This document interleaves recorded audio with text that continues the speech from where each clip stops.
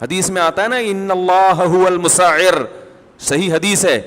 میں بیان میں تو کہے کہ یہ حدیث صحیح نہیں ہے پھر میں حوالہ دوں گا انشاءاللہ، کیونکہ میں حوالوں میں ٹائم نہیں ویسٹ کرنا چاہتا، کیونکہ میں تو بیان میں فرفر حدیثیں سنا رہا ہوتا ہوں. اگر میں حوالے دینا شروع کر دوں گا تو میرا بیان سمٹ کے وہ حوالوں میں لگے گا. اس لیے ایک آدمی نے جب التزام کیا ہے کہ وہ جو حدیث سنائے گا وہ صحیح ہوگی، تو آپ مجھے چیلنج کریں کہ مفتی صاحب آپ نے جو حدیث سنائی ہے وہ صحیح نہیں ہے یا من گھڑت ہے، تو آپ ثابت کر لیں، میں فوراً رجوع کروں گا.